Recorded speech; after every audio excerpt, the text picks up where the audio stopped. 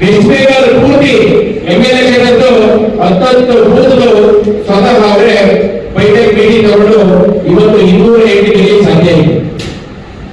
ನಾವು ಕೂಡ ಭಾರತೀಯ ಜನತಾ ಪಾರ್ಟಿ ದೇವರಹಳ್ಳಿಯಲ್ಲಿ 100% ಈ ಜಾಗ ಆಸೆ ಹಾಕಿಸ್ತೀವಿ 2028ಗೆ.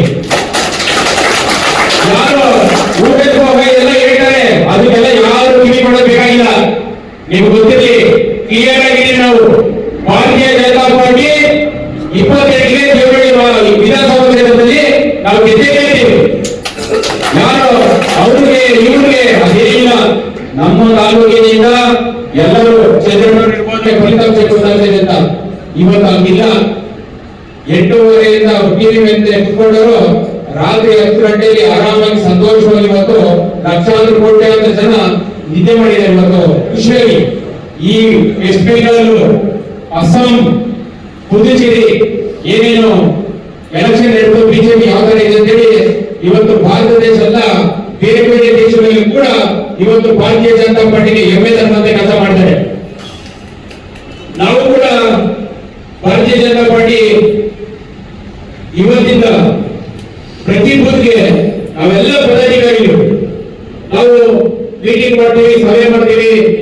ಪ್ರಶಿಕ್ಷಣ ವರ್ಗ ನಿಮಗೆ ಹೇಳಲೇಬೇಕಾದಂತ ವಿಚಾರ, ಇಡೀ ಕರ್ನಾಟಕದಲ್ಲಿ ನಾವು 2ನೇ ಸ್ಥಾನಕ್ಕೆ ಬಂದಿದ್ದೀವಿ. ಕೊಡಗು ಬಿಟ್ಟ ಮೇಲೆ ಅಷ್ಟು ನೀಟಾಗಿ ಪ್ರಶಿಕ್ಷಣ ವರ್ಗ ಯಾವ್ದಾದ್ರು ತಾಲೂಕು ಆಗಿದೆ ಅಂದ್ರೆ ಅದು ದೇವರಹಳ್ಳಿ ತಾಲೂಕು. ನಿಮ್ಮೆಲ್ಲರ ಸಹಕಾರ, ನಮ್ಮ ಬೂತ್ ಅಧ್ಯಕ್ಷರು, BLA, ಪದಾಧಿಕಾರಿಗಳು, ಮುಖಂಡರು, ಮಾಜಿ ಶಾಸಕರು ಎಲ್ಲ ಸೇರಿ ಇವತ್ತು ಇಡೀ ಕರ್ನಾಟಕ ರಾಜ್ಯದಲ್ಲಿ 2ನೇ ಸ್ಥಾನಕ್ಕೆ ಬರುವಂತ ಪ್ರಶಿಕ್ಷಣ ವರ್ಗ ದೇಶಸ್ವಾಮಿಗಳು ಮತ್ತು ಪ್ರಕರಣ.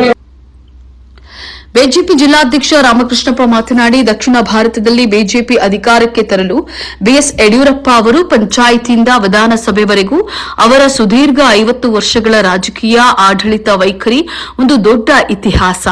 ಅವರ ಹೆಣ್ಣು ಮಕ್ಕಳ ಸಂರಕ್ಷಣೆಯ ಉದ್ದೇಶದಿಂದ ಬಾಂಡ್ ವಿತರಣೆ, ಸೈಕಲ್ ವಿತರಣೆ, ರೈತರಿಗಾಗಿ ಬಜೆಟ್ ಮಂಡನೆ, ರೈತರು ಕಾರ್ಮಿಕರ ಪರವಾಗಿ ಸತತ ಹೋರಾಟಗಳನ್ನು ಮಾಡುತ್ತಾ ಬಂದಿದ್ದಾರೆ. ಹಾಗಾಗಿ ಕಾರ್ಯಕರ್ತರೆಲ್ಲ ಸೇರಿ ಮಾಡ್ತಾ ಇರುವಂತಹ ಅಭಿನಂದನಾ ಕಾರ್ಯಕ್ರಮದಲ್ಲಿ ಪ್ರತಿಯೊಬ್ಬರು ಭಾಗಿಯಾಗಬೇಕು ಅಂತ ಹೇಳಿ ತಿಳಿಸಿದ್ರು.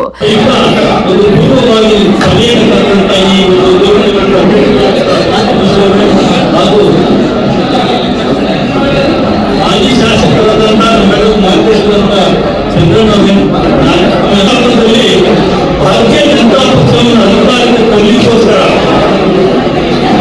ಪುರಸಭೆ ಒಂದು ಅಧ್ಯಕ್ಷ ಸ್ಥಾನದಿಂದ ಹಿಡಿದು ಪಾರ್ಲಿಮೆಂಟಿನ ಹೊರಗೆ ಹೋರಾಟವನ್ನು ಹಮ್ಮಿಕೊಂಡು ಅಲ್ಲೇ ಬೆಳೆದಂತಹ ಶ್ರೀಮಂತ ನಾಯಕರು.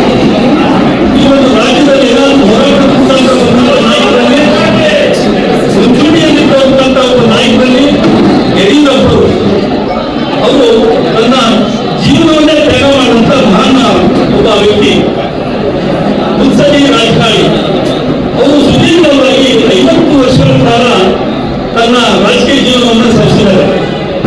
ಆ 50 ವರ್ಷಗಳ ಮಧ್ಯದಲ್ಲಿ ಅವರು ಮಾಡಿದಂತ ಸಾಧನೆಗಳು ಹೇಳಿದ್ದಲ್ಲ, ಮಾಡಿದಂತ ಸಾಧನೆಗಳು ರಾಜ್ಯ ಕರ್ನಾಟಕ ರಾಜ್ಯದಲ್ಲಿ ಇಡೀ ದೇಶದಲ್ಲಿ ಒಂದು ಇತಿಹಾಸವನ್ನು ಸೃಷ್ಟಿ ಮಾಡಿದಂತ ಒಂದು ಹಲವಾರು ಕಾರ್ಯಕ್ರಮಗಳನ್ನು ಮಾಡಿದ್ದಾರೆ. MP ನಾಗರಾಜ್ ಅವರು ಬೆಳೆದು ಮಾತಾಡಿದ್ರೆ ಅವರು ಒಂದು 10% ಸಬ್ಸಿಡಿಗಳು 20% ಸಬ್ಸಿಡಿ ಹೇಳಿದ್ದು ಅವರು ಒಂದು 20% ಮಾಡ್ಕೊಡ್ತೀನಿ ಕಾರ್ಯಕರ್ತರಿಗೆ ಕರ್ಕೊಂಡು ಹೋಗಿದ್ರು. ಅದೇ ರೀತಿ ಅಂಬರೀಶ್ ಅವರು ಸತತ 1 ವಾರದಿಂದ ಮತ್ತೆ ನಮ್ಮೆಲ್ಲ ನಾಯಕರ ಆರ್ಎಸ್ ಚಂದ್ರಣ್ಣವರು ಮತ್ತೆ ನಮ್ಮ ಅಶ್ವಥನ್ ಎಲ್ಲರ ಮಾರ್ಗದರ್ಶನದಲ್ಲಿ ಇವತ್ತು ಅವರು 1,000ಕ್ಕಿಂತ ಹೆಚ್ಚಿನ ಸಂಖ್ಯೆಯನ್ನು ಮಾಡಿಸ್ತೀವಿ ಅಂತೇಳಿ ಇವತ್ತೆಲ್ಲ ವ್ಯವಸ್ಥೆಯನ್ನು ಮಾಡಿಕೊಂಡಿದ್ದಾರೆ. ಅದೇ ರೀತಿ ನೆಲಮಂಗಲದವರು ಸಹ ಒಂದು 20 ಬಸ್ಗಳನ್ನ ಅದಕ್ಕೆ ನಾವು ಬುಕ್ ಮಾಡಿದ್ವಿ. ಅದಕ್ಕೋಸ್ಕರ 3,000 ಜನ ದೊಡ್ಡ ಶಾಸಕರು ನಾವು 5,500 ಜನರನ್ನ ನಾವು ನಮ್ಮ ತಾಲೂಕಿನ ಕರ್ಕೊಂಡು ಹೋಗ್ತಿದ್ದು ಇದ್ದಾರೆ. ಹಾಗಾಗಿ ಇವತ್ತು ನಮ್ಮ ಜಿಲ್ಲೆಯಲ್ಲಿ 4,000ಕ್ಕಿಂತ ಹೆಚ್ಚು ಸಂಖ್ಯೆಯ ಕಾರ್ಯಕರ್ತರು ಹೋಗ್ತಾರೆ. ಜಿಲ್ಲಾ ಬಿಜೆಪಿ ಪ್ರಧಾನ ಕಾರ್ಯದರ್ಶಿ ನಾಗವೇಣಿರವರು ಮಾತನಾಡಿ, ದೇವನಹಳ್ಳಿ ವಿಧಾನಸಭಾ ಕ್ಷೇತ್ರದಿಂದ ಪ್ರತಿಯೊಂದು ಮಹಾಶಕ್ತಿ ಕೇಂದ್ರಗಳು ಒಳಗೊಂಡಂತೆ 1,000ಕ್ಕೂ ಹೆಚ್ಚು ಸಂಖ್ಯೆಯಲ್ಲಿ ಕಾರ್ಯಕರ್ತರು ತೆರಳಬೇಕು. ಅಗತ್ಯ ಬಸ್ ಸೌಕರ್ಯವಿದೆ. ಗೃಹ ಮಂತ್ರಿ ಅಮಿತ್ ಶಾ ಸೇರಿದಂತೆ ಅನೇಕ ಗಣ್ಯರು ಭಾಗವಹಿಸಲಿದ್ದಾರೆ. ಹಾಗೂ ಪಶ್ಚಿಮ ಬಂಗಾಳದ ಈ ಗೆಲುವು ಮುಂದಿನ ಚುನಾವಣೆಗಳಲ್ಲಿ ಬಿಜೆಪಿ ಪಕ್ಷವು ಇನ್ನಷ್ಟು ಸುಭದ್ರವಾಗಿ ಉಳಿಯುವಂತೆ ಗೆಲುವು ಸಾಧಿಸಲು ಎಲ್ಲರೂ ಒಗ್ಗೂಡಿ ಶ್ರಮ ವಹಿಸಲು ಪ್ರೇರಣೆಯಾಗಲಿದೆ ಅಂತ ಹೇಳಿ ತಿಳಿಸಿದ್ರು. ಮೋಸದಿಂದ ಗೆಲ್ತಾ ಇದ್ದಂತಹ ಮಮತಾ ಬ್ಯಾನರ್ಜಿ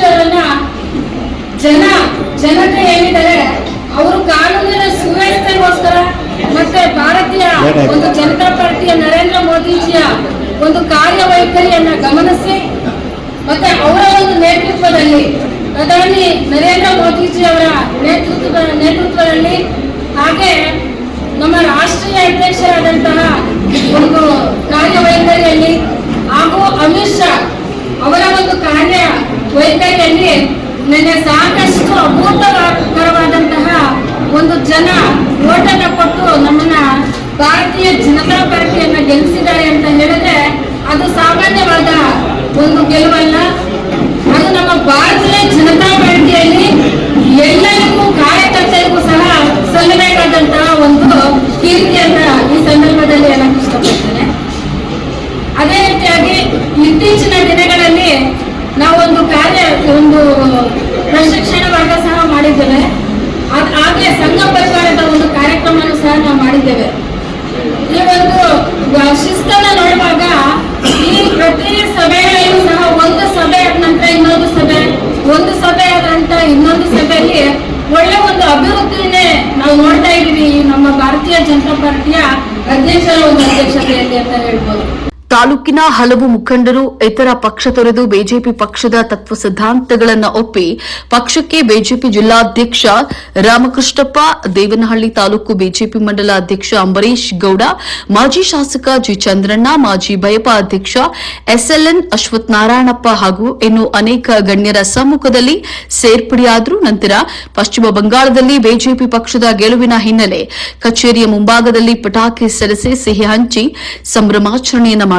ಈ ಸಂದರ್ಭದಲ್ಲಿ ಮಾಜಿ ಶಾಸಕ ಚಂದ್ರಣ್ಣರವರು ಮಾತನಾಡಿದರು. ಬಿಜೆಪಿ ಜಿಲ್ಲಾಧ್ಯಕ್ಷ ರಾಮಕೃಷ್ಣಪ್ಪ, ಜಿಲ್ಲಾ ಪ್ರಧಾನ ಕಾರ್ಯದರ್ಶಿ ನಾಗವೇಣಿ, ದೇವನಹಳ್ಳಿ ತಾಲೂಕು ಮಂಡಲ ಅಧ್ಯಕ್ಷ ಅಂಬರೀಶ್ ಗೌಡ, ತಾಲೂಕು ಬಿಜೆಪಿ ಮಂಡಲ ಪ್ರಧಾನ ಕಾರ್ಯದರ್ಶಿ ಅನಿಲ್ ಕುಮಾರ್ ಧರ್ಮಪುರ, ಕುಂದಾಣ ಹೋಬಳಿಯ ಯುವ ಮೋರ್ಚಾ ಅಧ್ಯಕ್ಷ ಅರುವನಹಳ್ಳಿ ವೆಂಕಟೇಶ್ ಗೌಡ, ಎಸ್ಸಿ ಮೋರ್ಚಾದ ಜಿಲ್ಲಾ ಪ್ರಧಾನ ಕಾರ್ಯದರ್ಶಿ ಬುಳ್ಳಹಳ್ಳಿ ರಾಜಪ್ಪ, ಕುಂದಾಣ ಯುವ ಮೋರ್ಚಾದ ಅಧ್ಯಕ್ಷ ಅರುವನಹಳ್ಳಿ ವೆಂಕಟೇಗೌಡ, ಮುಖಂಡರುಗಳಾದಂತಹ Desu Nagaraju, Ashwath Narayan, BK Narayanaswamy, Tamayya, Anil, Kadirappa, Amaranarayan, Vijayapura town BJP ಅಧ್ಯಕ್ಷ ವೆಂಕಟೇಶ್, ಯಶೋಧ, ತಾಯಮ್ಮ, ಪ್ರೇಮ, ಭಾಗ್ಯಮ್ಮ, ಪ್ರಭಾಕರ್ ಸೇರಿದಂತೆ ಹಲವು ಪದಾಧಿಕಾರಿಗಳು ಮತ್ತಿತರರು ಭಾಗಿಯಾಗಿದ್ದರು. ನ್ಯೂಸ್ ಕರ್ನಾಟಕ ಟಿವಿ ಸಂಪಾದಕರು, ಬೆಂಗಳೂರು ಗ್ರಾಮಾಂತರ ಜಿಲ್ಲಾ ವರದಿ ಸೀತಾರಾಮ್.